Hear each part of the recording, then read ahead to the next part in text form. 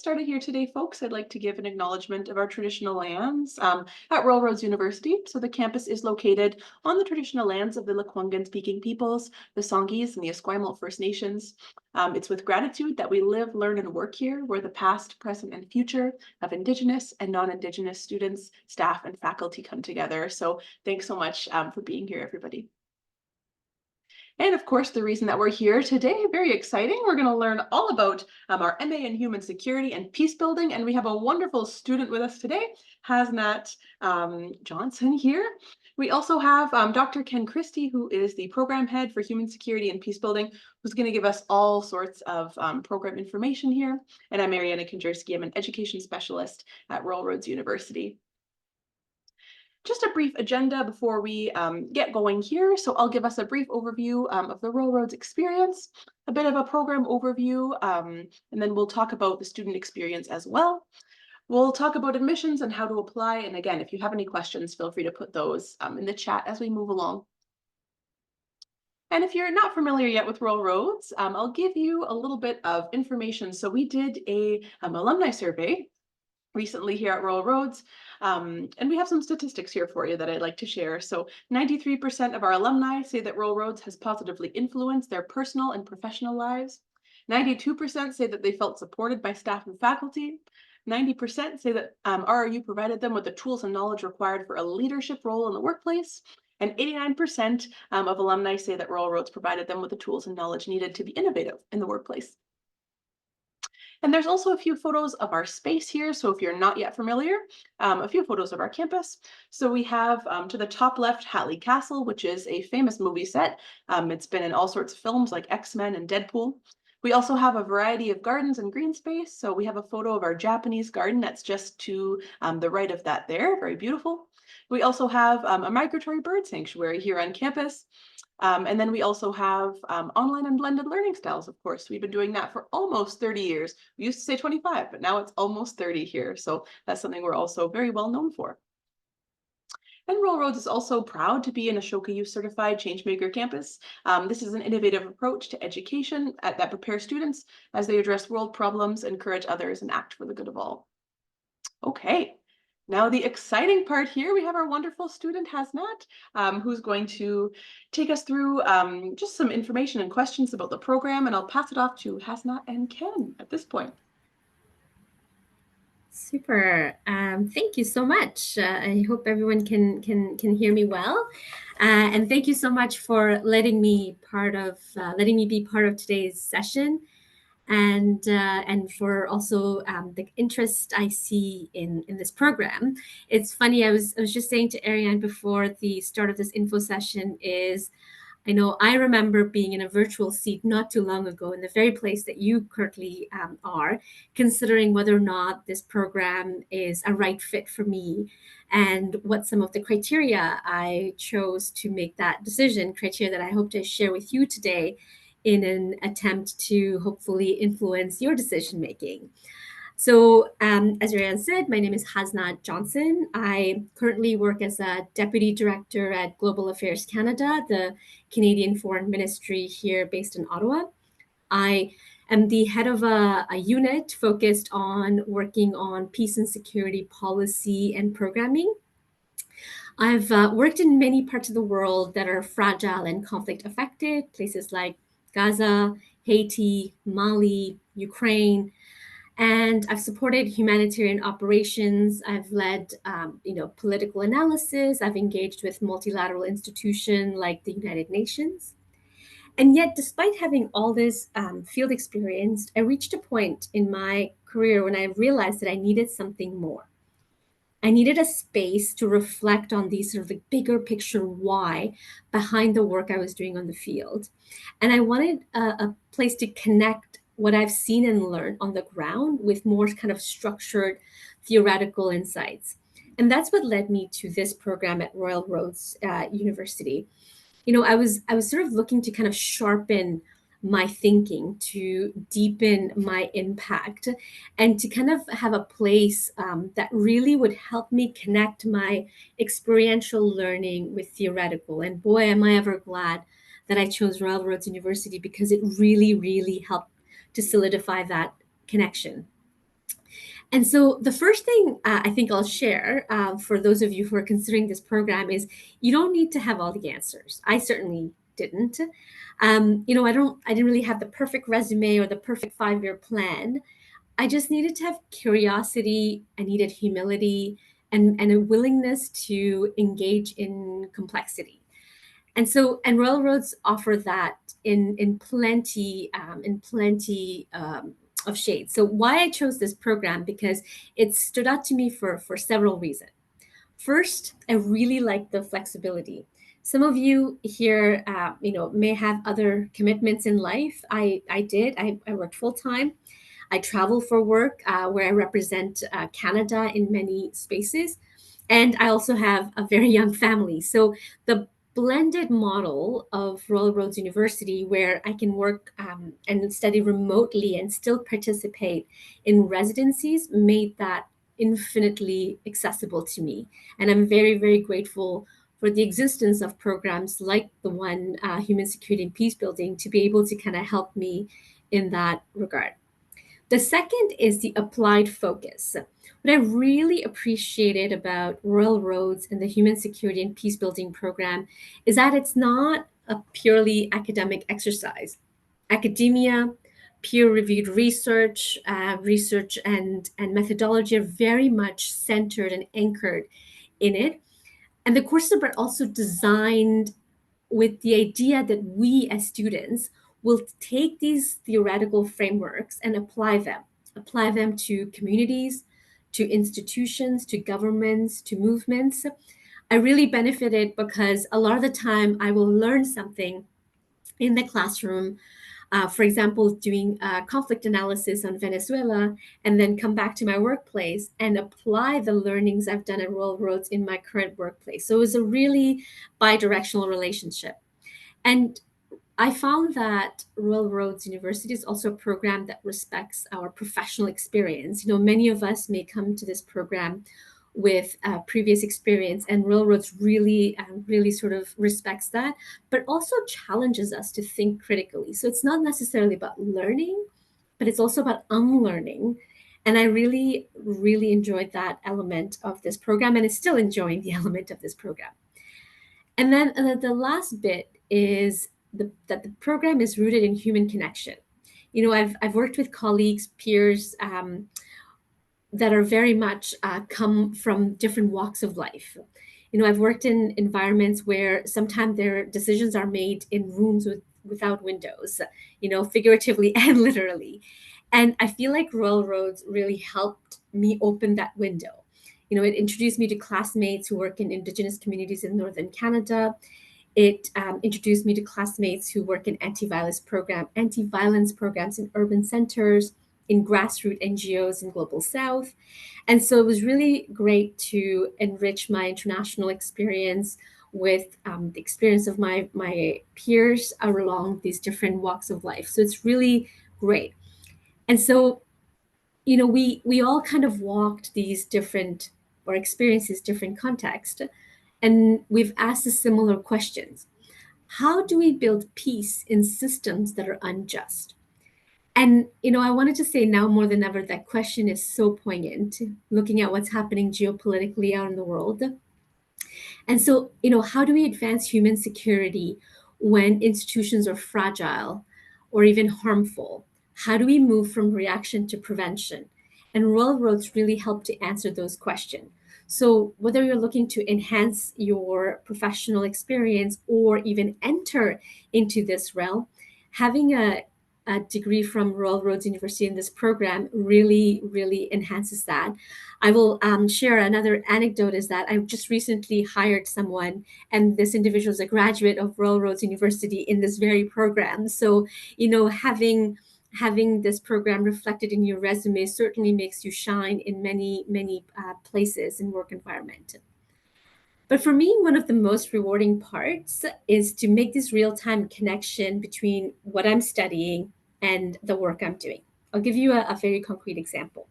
So I was deployed in Ukraine in the Donetsk region near the border in 2019, and I was focused on delivering operational initiative on my organization. So I was making sure that humanitarian aid got to communities near the contact line. This is basically about a 500-kilometer contact line between the two countries, Russia and Ukraine. And my job was to ensure that gender sensitive programming was in place, and that was responding to the shifting security dynamics. And at that time, when I was delivering this intervention, I didn't always have the language to fully articulate the broader peace building challenge that we were navigating. But now, having gone halfway through the program, I've really been able to revisit some of those experiences and frame them using theories of conflict transformation, of human security, and of the security development nexus. So it's really great. And this program really kind of enhanced my own understanding and knowledge, and really enhanced my impact in my job.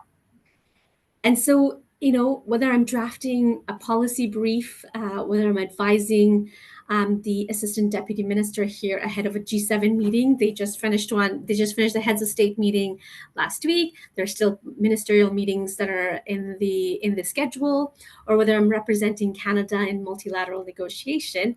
I know I now sort of bring a more grounded and critical lens, all thanks to Royal Roads University, and especially thanks to this program.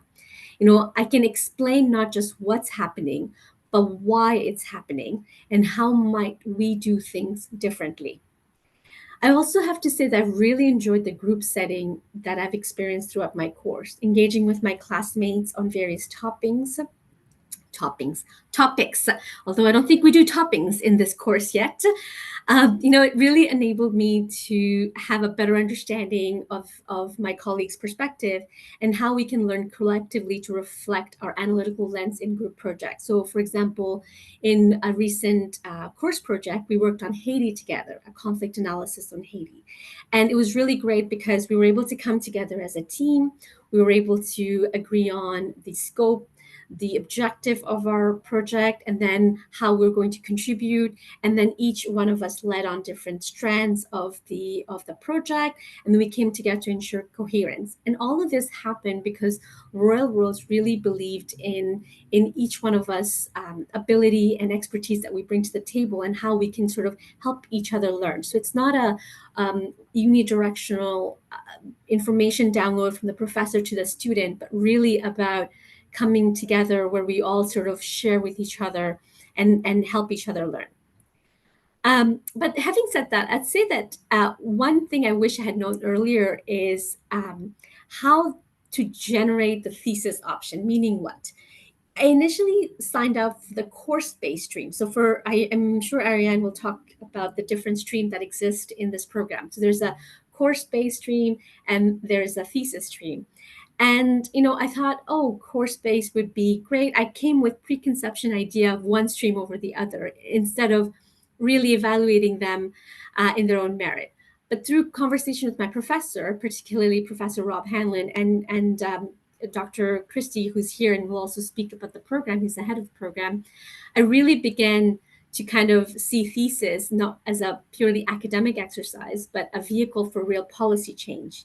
And so what I really loved about and continue enjoying about Royal Roads is access to professor, to the head of the department, to be able to help shape my thinking as I navigate this course. And I don't think many universities or programs can truly say that they have the head of the department, be available to students to help them decide, how do I navigate all these decision points that I'm experiencing in this course? So I'm now in the thesis stream, and I'm writing a thesis on Canada's leadership within NATO and how Canada is influencing the women, peace, and security agenda, particularly in light of the shifting geopolitical dynamics, which I'm sure you all agree is shifting at a rate that is really, really fast.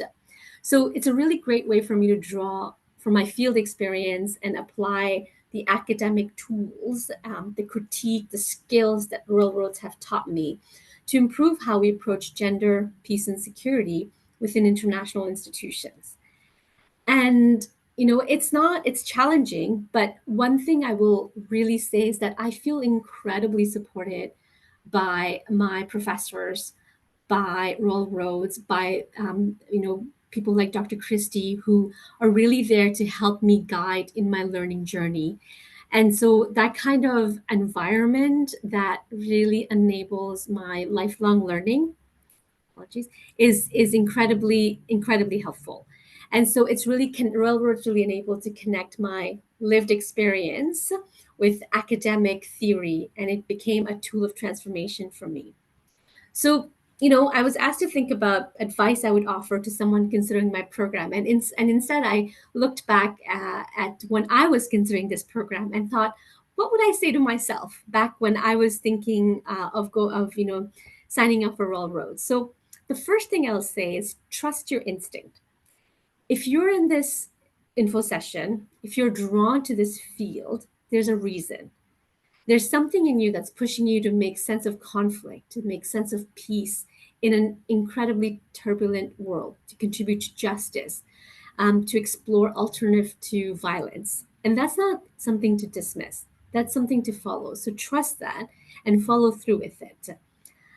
Second is bring your whole self to the program. This is a program that values diversity in background, in experience, in thought. Some of my classmates have military experience, other came from community activism, public health, or education. So, we all shared a desire to learn from one another and to really, and this is going to sound cheesy, but I believe it, make the world a better place. So it really is about making sure that I bring my whole self to this program. And thirdly, and I think I've touched upon this earlier in my chat, is be prepared to unlearn. This program didn't just give me new tools, it also kind of led me to question the tools I've already had. It challenged me to kind of look at the assumption I've held about what peace means. Peace for whom? Peace by whom? And who gets to lead it? And what counts as legitimate knowledge? And that's exactly the kind of education we need at this moment, this kind of applied learning that really contributes to peace building in this world. And for me, I think that kind of unlearning was even enhanced when we met for residency face to face. So this is a component of the program where for 2 weeks, once a year of the 2-year program, we come together collectively as a cohort, and it is where we share some of these exchanges, and I find it to be one of the most meaningful part of the experience. It really helped me to connect with my classmates and connect with my learning, and also the faculty and the staff on site. Not gonna lie, it's intense, but in an incredibly good way. You're in a room with your classmates, and who care as deeply about these issues that you're studying together, who care deeply about advancing peace building, ensuring a human security lens in an increasingly world where hard security is becoming the norm. So it's really empowering, energizing to have this collective shared objective across all of us. No, it'll be long days of classes and even longer nights of conversation, of discussion, sometime over dinner, over coffee. Um, and I found that to be incredibly meaningful. And to this day, I'm very, very thankful to have that space to be able to connect with my colleagues. And some of my closest academic collaborators are people I met in the residency. So it's really, we now sort of develop ideas. As I said, I just hired someone in my team who comes from this program, who graduated from this program earlier, and so you could really see the sense of kind of connection and bonding this program brings. So, I have to say that I found that this Royal Roads and the Human Security and Peace Building program doesn't promise easy answer. It won't give us a roadmap to peace building. Boy, wouldn't it be great if it did?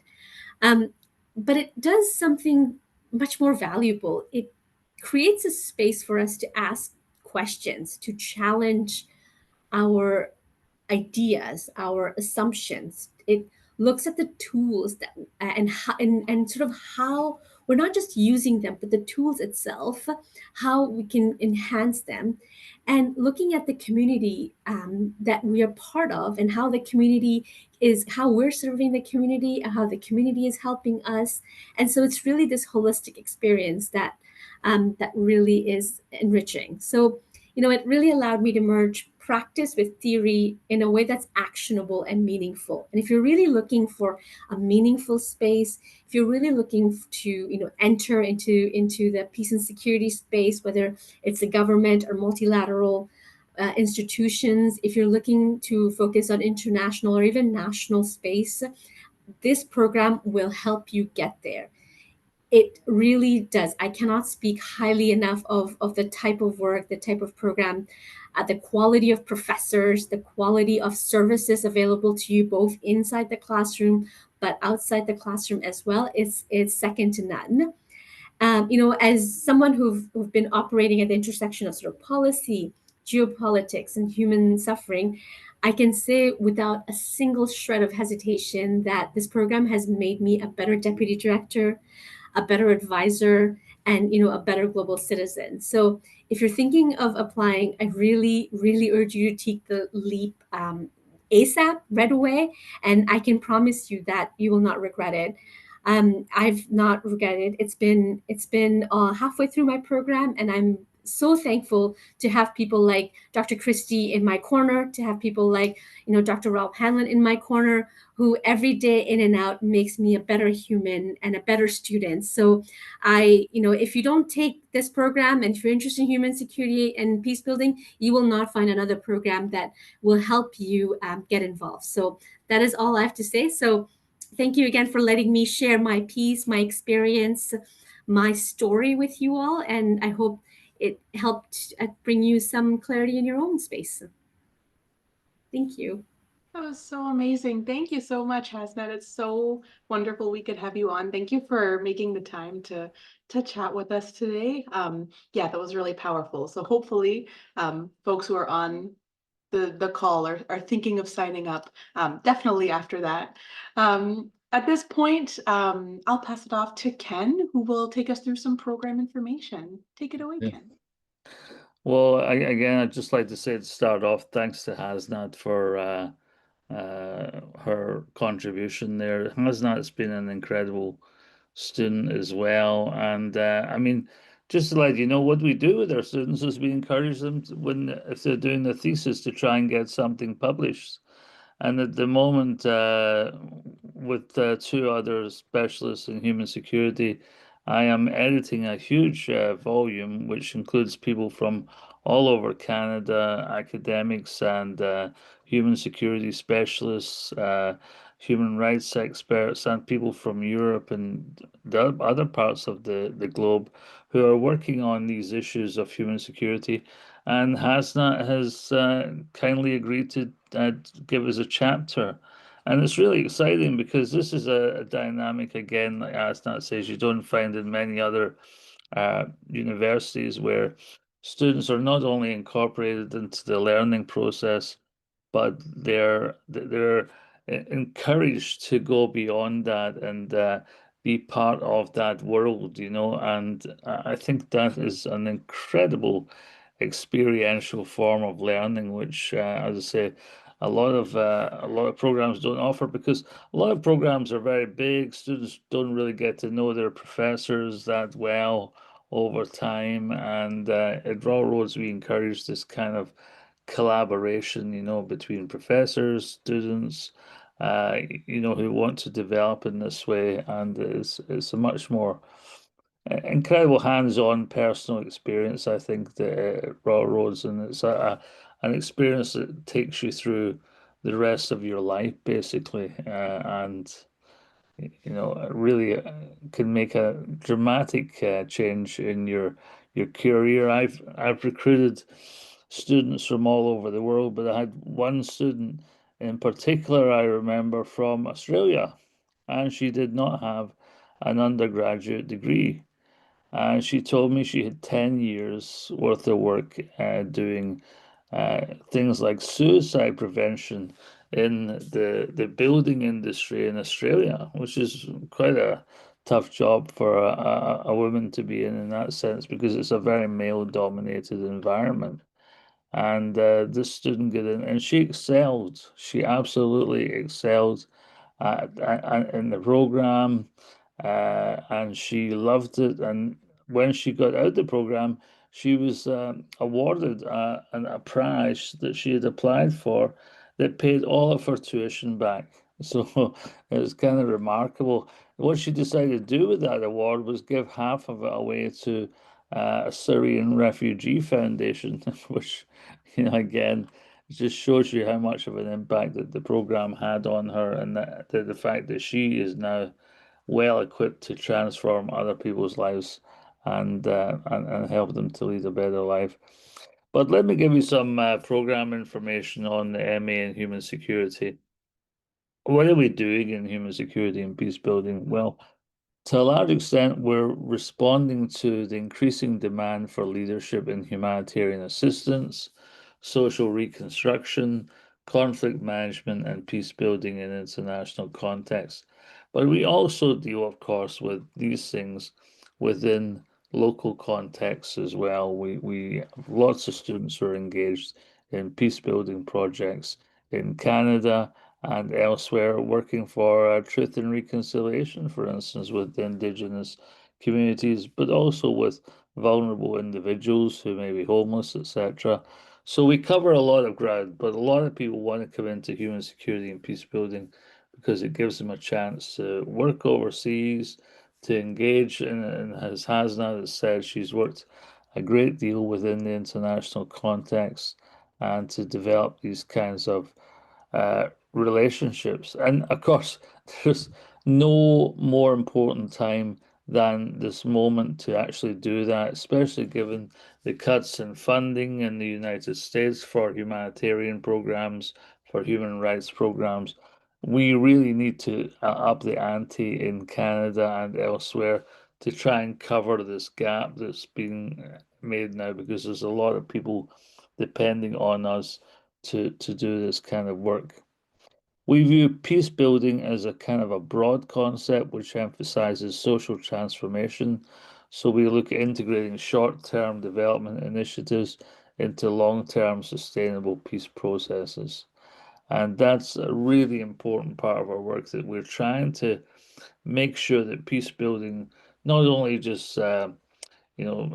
stops the conflict, for instance, but actually can lead to sustainable development within these societies and then prevent them from undergoing this conflict again. So we do believe prevention is, we're not just stopping things, we're trying to prevent it in the first place, and we're trying to make that a sustainable enterprise. Do the next slide, please. Thanks. So sample courses are, again, foundations of policy and practice in humanitarian action, transdisciplinarity in practice, adaptive management for complex humanitarian problems in the 21st century, case studies in humanitarian action, etc., etc. These are kind of courses that feed into the program, but we also have our core courses, for instance, which are introduction to human security, of course, and courses on political and social governance, for instance. And we have, as I said, there's other courses that you can take. But what I have to stress is there's a wide range of courses you can take in your second year that are not all simply aimed at human security and peace building, but some of them may be aimed at within a different discipline. So you get a choice, you get a wide variety of different courses. Maybe I can talk about that in the next slide. So overview of the programs. Basically, we have a Master of Arts program. This is the big program. It's 2 years. It's 36 credits. It's online and it has 3 residencies, 2 mandatory 2-week residencies, and 1 optional 1-week residency. We have a graduate diploma. It's 1 year and that's about 18 credits online with 1 residency and 1 mandatory 2-week residency. And if you feel like, you don't want to do the full Masters of Arts and you want to do the graduate diploma because maybe you don't have time or life gets in the way, then that's fine. Absolutely. A lot of people do the graduate diploma. But at the end of the graduate diploma, you also have the choice to say, oh, well, I think I'll just carry on and complete the master's degree. That's one more year. And a lot of people do that also because they're excited. So again, the program at a glance, we have an introduction to academic integrity. There are different ways to get in the program. Of course, one way, and probably Ariana will talk about this later, is that we have flexible arrangements to get in the program, and you can also enter through the normal traditional academic route. But the required courses, as I said, in human security and peace building, the foundational courses, development in human security, international law and global institutions, foundations of research, social policy issues, conflicts in the post-Cold War era, and the politics of governance and human security. So we have 3 tracks basically within the program: a thesis track, a course-based track, and a course-based track with internship. So a thesis track is basically for people who want to write a thesis, who want to get to grips with a real piece of research, a piece of meaningful research, which will contribute something not only to the literature, but may help to transform the landscape in which you see human security and peace building in that sense. And that involves writing a very serious thesis. Sometimes the thesis track takes a little bit longer because people get so much into it. And some people also want to do the thesis track because they want to go on and do a doctorate or a PhD. And that's a perfectly acceptable way of looking at it also. The course-based track, secondly, is you simply complete the courses in the first year, then go on to your second year courses, and then you complete these. And again, there's a lot of choice in the second year to choose what kinds of courses you want. And then the third option is to do a course-based track with an internship, because a lot of people come into a program, they may have a bachelor's degree, they may not have much experience overseas, or they may want to work with an NGO or an organization that will help them out, try to get into something like the United Nations, for instance. So they want this practical experience. And so what they do is they take these various courses, a short number of courses, and then they say, right, I'm going to do an internship. And in the past few years, we placed interns in all sorts of places. We had an intern in Cairo, in Egypt, working for the International Organization on Migration, for instance. We've had interns in South Africa working for South African Human Rights Commission, for instance. We've had interns in Laos, in Southeast Asia. We've had interns in different places like Vietnam or even China, etc.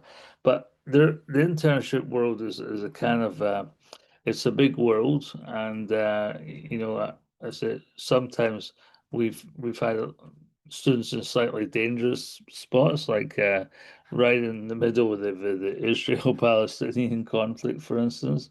So we have to be careful about that also, because we know that we want to we're going to make sure that the safety of the student is paramount and all of these things. So that would be what we do. So how to apply? I think maybe Andrea will come in here, or Yeah, I'll take care of it, Ken. Thank you so much. thank you. Yeah, that was awesome. Lots of great information there. And yeah, shout out to Andrea, who's from Enrollment Services as well. We'll talk a little bit about how you can get in touch with those wonderful folks in just a second. So as Ken was mentioning, we have some different types of admission into the program. And for many programs at Rural Roads, we have standard admissions and flexible admissions. So I'll just touch on both of those and what that looks like. So standard admissions is a 4-year or comparable undergraduate degree in a relevant field with a minimum GPA of a B+. You'll see the asterisks there, all kinds of asterisks. These are defined by each program based on disciplinary or professional practices. So that's standard admission if you have an undergraduate degree. But we're also happy to offer flexible admission at Royal Road. So if you meet the degree requirement, but not the GPA requirement, normally required to have a minimum of 5 years of relevant professional experience. And I love that story you told, Ken, about the applicant with about 10 years of experience. That's awesome. You'll see also on the screen, applicants without an undergraduate degree normally require 10 years of work experience with a minimum of 2 years in a leadership or management position as well. You'll see also the bullet point about the flexible admission applicants are required to take academic writing and critical thinking. So that's something to consider. It's a course before you start your program and obtain a minimum of a B+. And I'll also mention this is assessed on a case-by-case basis, like Ken said earlier. So everybody's different. We understand that. So all this is assessed kind of on your case-by-case basis. There's also some language requirements at Royal Road. So English is the primary language of instruction and communication. If your primary language is not English, you can meet that requirement in one of 3 ways. So you can either hold a recognized credential from an English-speaking country. You can also submit an English language proficiency test score report, or we have our wonderful folks at the Global Learning and Language Center. They have some really great programs. You can take one of those as well.